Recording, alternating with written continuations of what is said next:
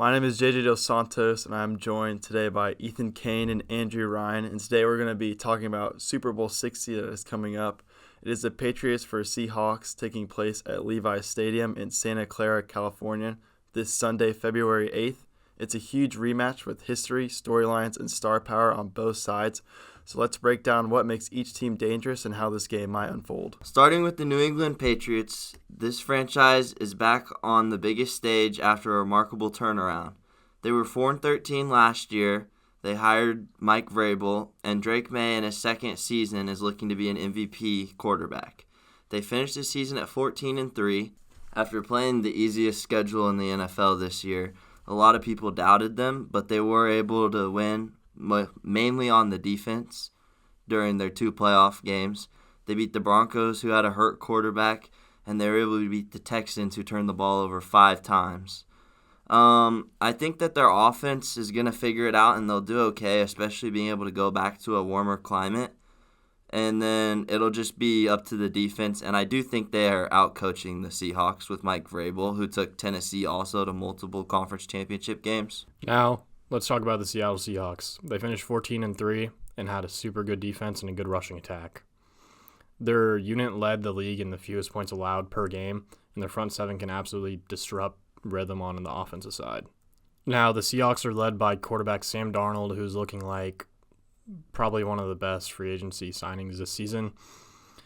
And he had 4,000 passing yards this season with a strong postseason play as well. His chemistry with wideout Jackson Smith and Jigba, who led the league in receiving, gives Seattle a genuine big play. Kenneth Walker anchors down the run game with Zach Charbonnet, who tore his ACL earlier in the playoffs. Seahawks are very motivated to run the ball more because the Patriots are very good against pass, so they're going to have to look to Walker to run the ball more. This game is also special, and that is a rematch from the 2015 Super Bowl when the Patriots beat Seattle in a classic 28-24. Both teams are 14-3, and Seattle is slightly more favored to win the game, but it could easily be a toss-up that could go either way for either of the teams.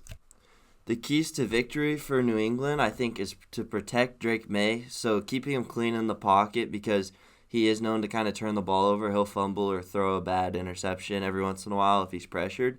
But when he has time, he's a really accurate quarterback. Another thing they need to do is kind of control the clock. You don't want to have to get into a shootout with Seattle because of JSN and the fact that Sam Darnold is usually pretty accurate. Now, the keys for Seattle to win the game is to have the defense dictate the tempo. The Patriots are very one-sided, and they always like to use the clock. So if the Seattle Seahawks can keep their defense off the field, they can definitely win the game. Then just getting big plays from their playmakers like JSN and Kenneth Walker, and then win the trenches and force turnovers. These are our predictions for the game. I think that the New England Patriots will end up beating Seattle when Sam Darnold plays terrible. I honestly think the Seahawks are going to win. I think Seattle's defense is too much for Drake May. I also think Seattle is going to win. I think Sam Darnold will play pretty good, and I think their defense will force a lot of turnovers out of Drake May.